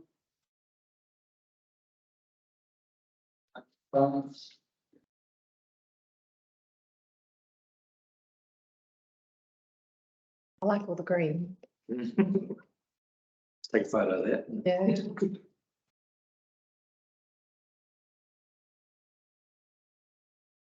So a question about the Totara Valley Road service extension. So it's got awaiting Kotahi sign off. So there was some thought that more additional work, they were asking for additional work there. Is that yeah, so through the chair, I saw something there earlier this week, and I believe that stuff's all been resolved. We're just waiting for that sign off. But there was a couple of things they wanted to understand, a bit of information they were looking for, which the team pulled together. So my latest recollection of that was that work had all been done around Wakotahi. There's still some work we're working on around the stormwater with the regional council, but that's separate to the Wakotahi stuff. So no additional work that Not I'm aware of. No, I'm pretty sure that everything was fine with Wakotahi. It was really around just around the where the road comes down to the highway. There's a couple of things there that just had to be tidied up from my recollection. So yeah, nice. Thank you. Any further questions oh, sorry, Peter. Councillor Rebel. Thank you, Chair. Rob, it's just a question around the Corporate Marine project. Looking at the report, that one-page report there around the costs, the contract sum is 15.3 million. The current estimated cost to complete at 14.28.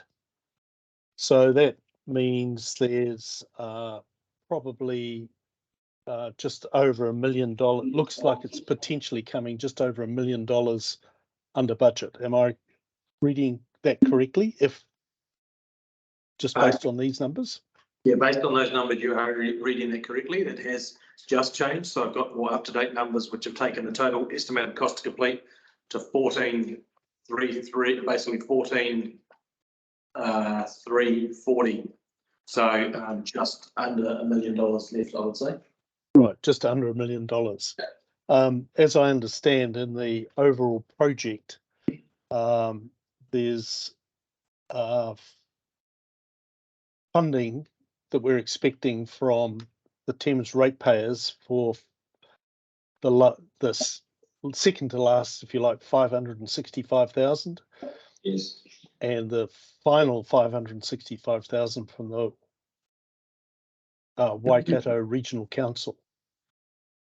Yes. Correct? Correct. Yes. Okay, so that means at the moment we are expecting the Thames ratepayers to be funding a certain amount of that budget to complete. It does, yes, that is correct. Yep. Could I just request in the future summaries that just gets called out? Yeah. On these future summaries, that it gets called out what the expected contribution from the Thames ratepayer is likely to be, so that we can clearly have it in our minds about how we can source alternative funding for that. And I know there's work being done on it, but I don't want it to be a surprise to anybody that we have committed by resolution to underwrite that amount, 565,000, and I just want us to have that visibility of that, please. Yes, a good point. No problem. We had that. So that 14 million, that includes 1.4. That's not the other money that's including our money there already. So the money that we're talking 14,340,000. Do you think it's going to take a complete job? 14,340, didn't you say? yes. So as councillor, 1.4. no, as councillor, yes, it does. Yeah. Sorry. It's that now. Yeah. So mine, I thought we were going to get it back. Anyway, not to be. So and then any shortfall over and above that is making 50. Whatever you count now. So through the chair, it's not actually set up as a 50-50. I believe from memory it's set up that the Thames ratepayer pays that first 560, and then if you need the final 565, then that comes from the regional council. I think that was from memory how that is correct. How the agreement was worded. So yes. Who has that agreement? I don't recall. I believe that was WRC. It wasn't me. I think it's unfortunate. It's it's a shame that it was set up like that and not a 50-50 through this. So that means that Thames residents will get free boat launching down there, will they? Some sort of compensation. No, because we Expensive exercise. Can I make a comment about this? Yes. That rather than a question. So on Monday, this council hosted the Hauraki Golf Forum meeting, and the delegates were taken to Kogu for a tour of the facility of the Marine Precinct prior to the meeting. And the community board was congratulated for the vision of seeing this project through and for the funding. So I know that was the previous board, but this board has supported as well. And I just wanted to pass on that congratulations and the move from the other delegates there, and there were from several other different councils and from fisheries, the forum, primary industry. Ministry of Primary Industries were all very impressed that Thames could have a facility as good as this one. Excellent. That's not cool. Worth passing on. Okay, so Member Rathwell. Through the chair, it's not the question, it's just what I noticed when I go back home. Bridge on the Karangaroo River. Yes. Just by the VP. The bridge looked like a little bit worn, they got a little bit bumps on it, so not sure is it is there any signs to have that, some kind of damage underneath? Through the chair, I'm not aware of any issues with the bridge. The bridge is what contains, because obviously it's a state highway running into town. But I'm not aware of anything. It could just be a surfacing, coming to the end of its life, the seal maybe. Actually all this rain, that's put a bit of a pressure on all of the roads. If you get any slight cracks in the seal, water gets in and blows apart the base course and the foundation. So it could be that, but yeah, I haven't. Have to confess I haven't noticed it myself, so yeah. Okay, so thank you, Mr. Hanson. Now we go back to the 2.2. Somebody care to move to test the resolution? The-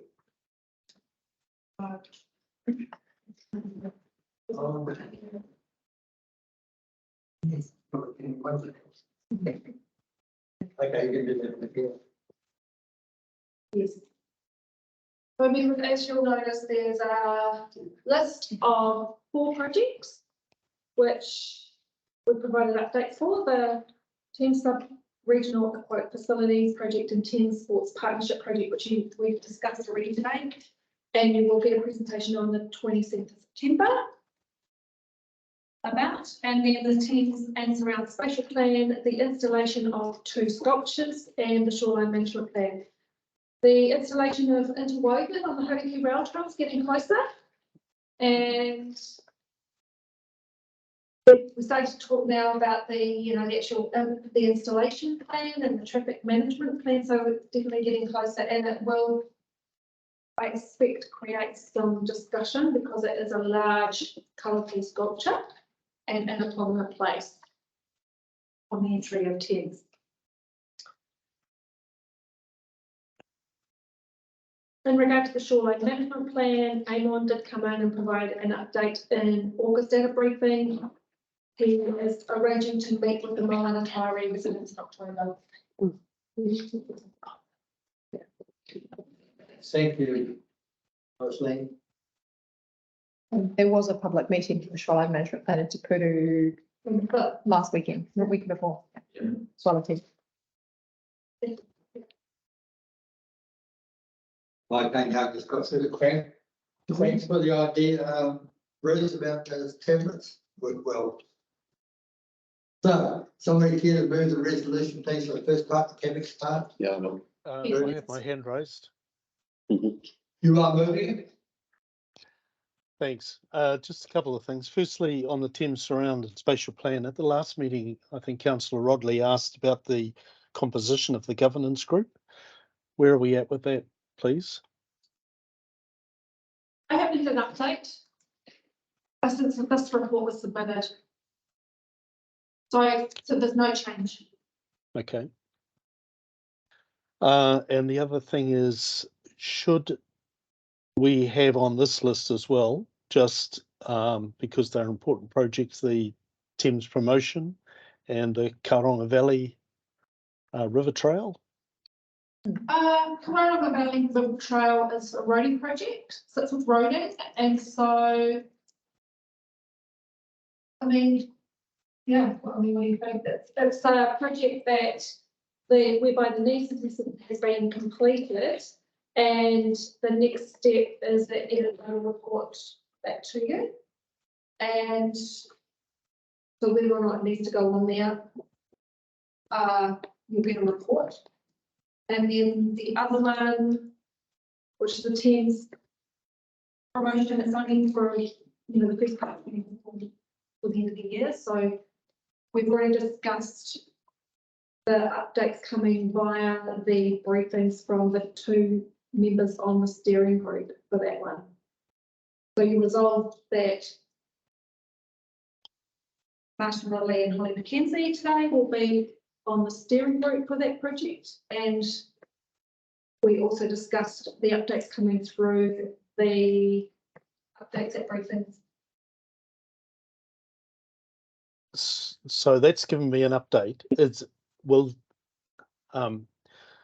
So let's talk about the Karonga River Trail.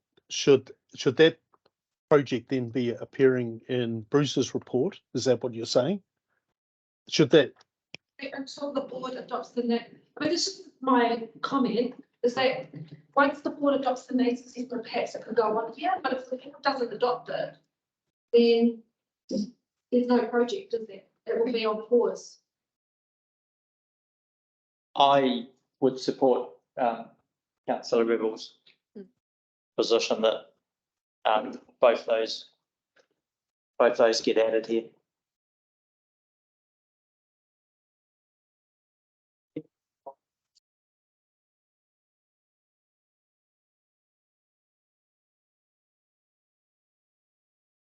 So,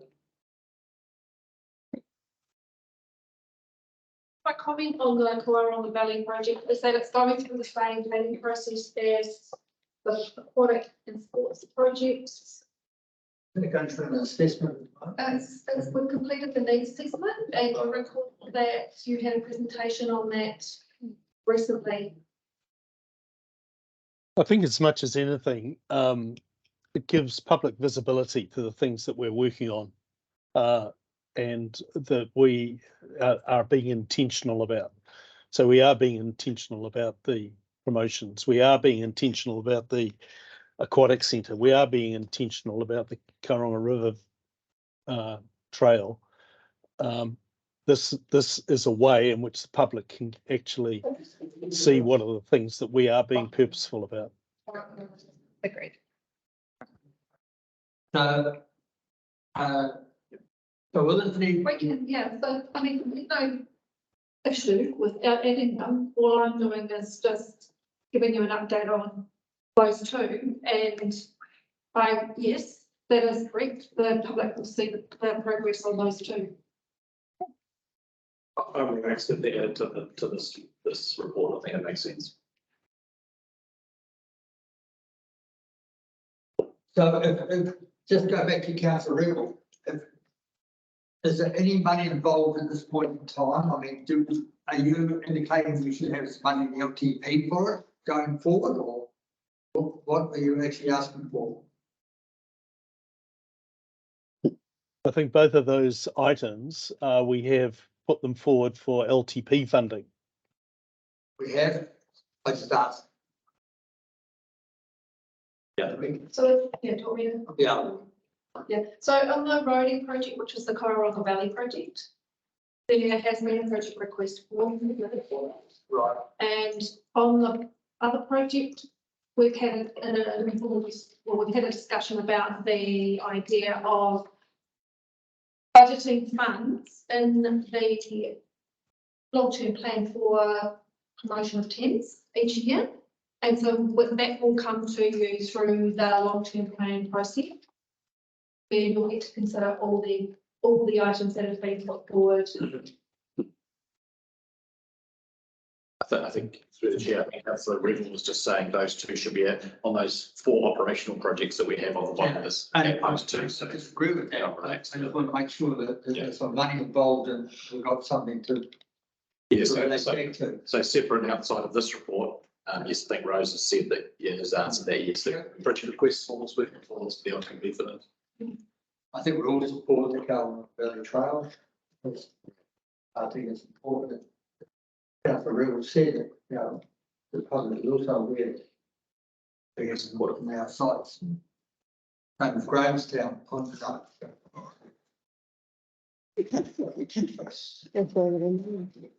Snuck it in. Okay, is it safe now to move that 3.2?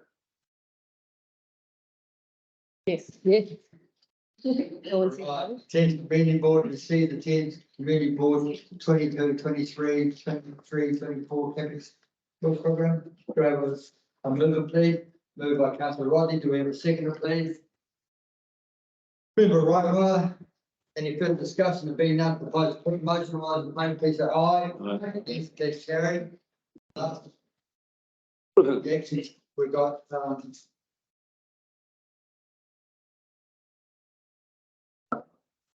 you have to.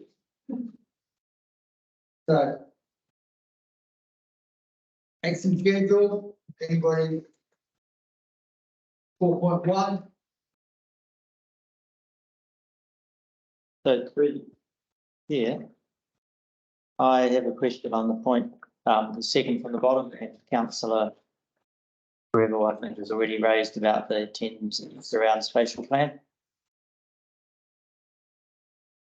Considering that the importance that community board and council has placed around additional housing, I am, and this is going to be, we keep getting told this is going to be a, you know, a long-term project and things, but I want to see a lot of that stuff happening to it now, and I'm just a little bit concerned that options are still being considered. So is that because of a lack of staff? I hope it's not because it's not considered important, because it is important. So I would appreciate an update on when that recommended option might happen and when staff might provide an update to the board and council.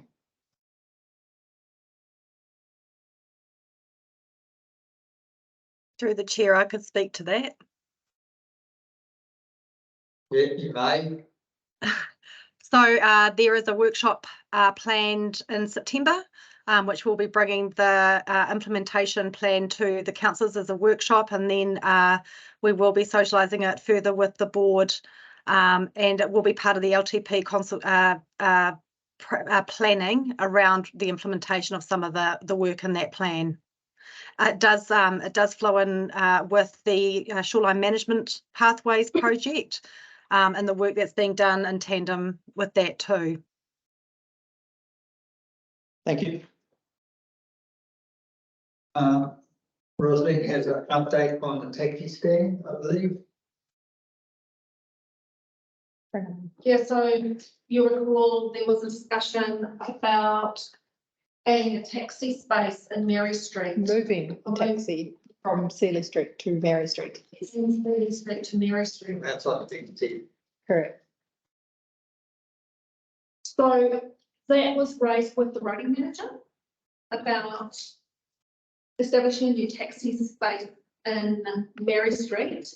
And his understanding is that this board is very keen to reinstate the parking spaces. They have been reinstated upon the removal of the bike.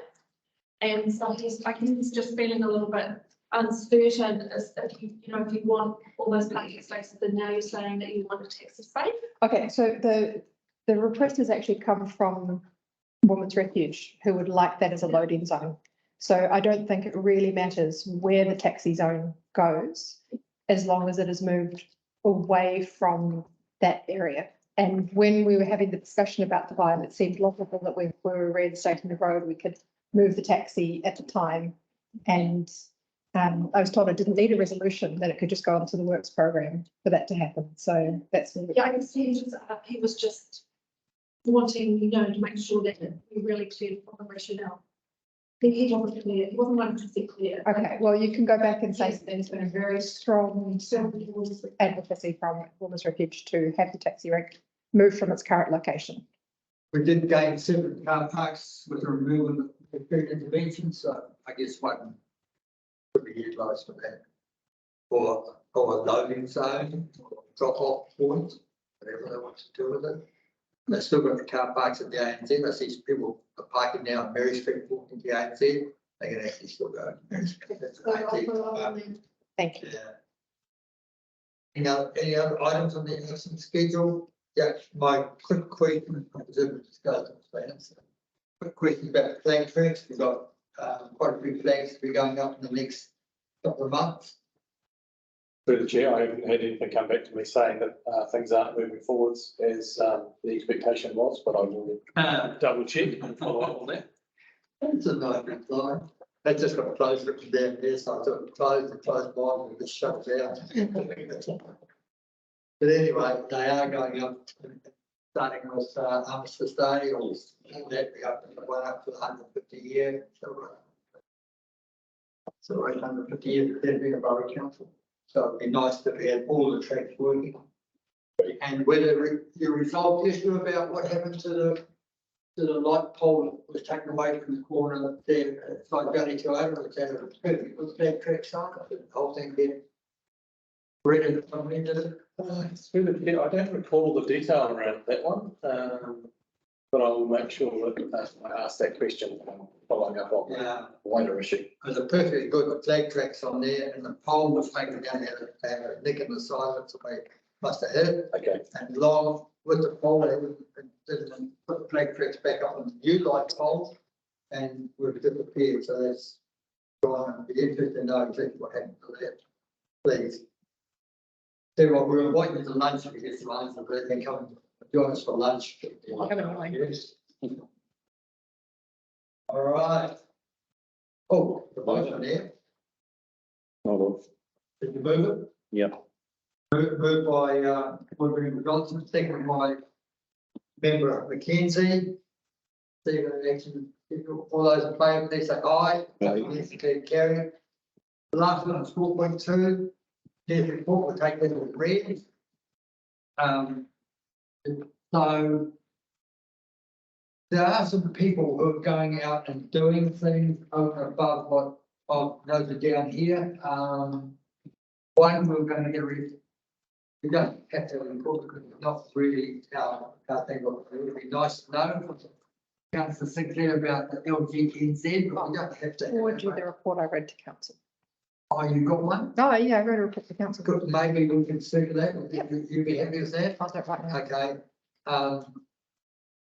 And everybody's doing all sorts of things around town, amazing work's being done, and I just would like to acknowledge that work rather than me trying to make up versions of what I think is happening around town.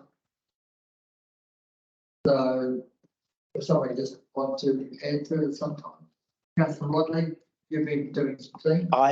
I'd just like to say that I'm extremely proud to have donated a 4-litre tin of paint to Kylie. yes, to Kylie for her continued work on the old Kyle Grace It's building. really good. And I think it was actually tinted. I bought it a year or so ago to actually paint over some tagging there, and the owner ended up getting it done. And I believe that she's actually using it to tint for other colours, so it's being used kind of for its purpose. It gives me a certain amount of joy driving along past there now, instead of it being eyesore. It's The shame it got to the. it's going to look different and cool. Oh, It had been done like that. Yeah. Remember, Rod, what did you, but other than pouring bloody extinct animals from overseas? What else? What have you been doing? How are we going with your flag? That's a critical thing.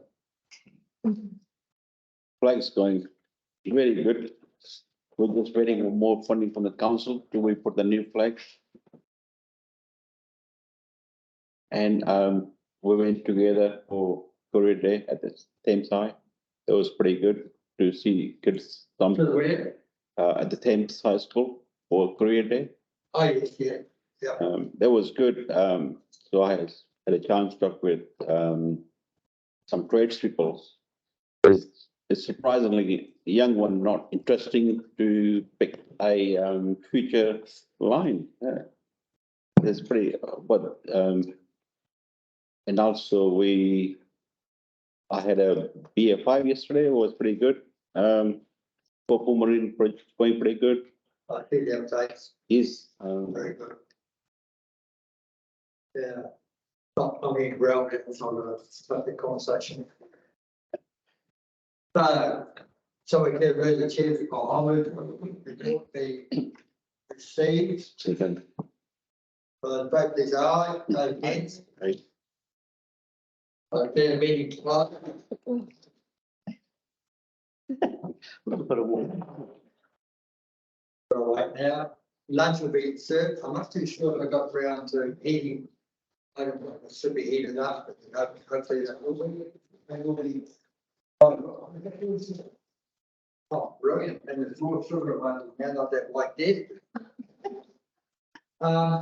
Is there, you realise what time we're coming back? It's on the thing.